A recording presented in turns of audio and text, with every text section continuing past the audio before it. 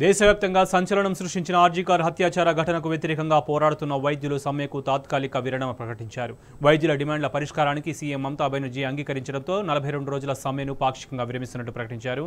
శనివారం నుంచి అత్యవసర వైద్య సేవలను హాజరవుతున్నట్టు తెలిపారు.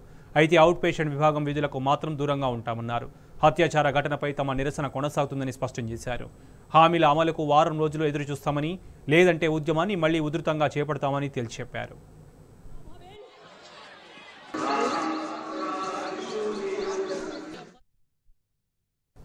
మరోవైపు అత్యాచార ఘటనలో న్యాయం చేయాలని డిమాండ్ చేస్తూ రేపు కోల్కతాలోని సీబీఐ కార్యాలయ ముట్టడికి పిలుపునిచ్చారు వైద్యులు.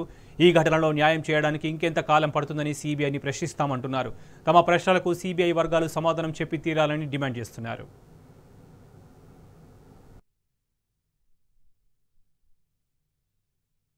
ఇదిలా ఉంటే ఈ అత్యాచార ఘటనకు సంబంధించిన కేసులో మరో కీలక పరిణామం చోటు చేసుకుంది. ఆర్జీకర్ మెడికల్ కాలేజీ మాజీ ప్రిన్సిపల్ సందీప్ ఘోష్ మెడికల్ రిజిస్ట్రేషన్ను రద్దు చేసింది పశ్చిమ బెంగాల్ మెడికల్ కౌన్సిల్. ప్రస్తుతం సీబీఐ కస్టడీలో ఉన్న ఘోష్ పేరును రిజిస్టర్డ్ మెడికల్ ప్రాక్టీషనర్స్ జాబితా నుంచి తొలగిస్తున్నట్లు ప్రకటించింది. కాగా ఘోష్ లైసెన్స్ రద్దు తమ ఉద్యమ విజయంగా అభివర్ణించారు జూనియర్ డాక్టర్లు. బెంగాల్ మెడికల్ కౌన్సిల్ ఎట్టకేలకు స్పందించి ఈ చర్యకు ఉపక్రమించినందుకు సంతోషంగా ఉందన్నారు.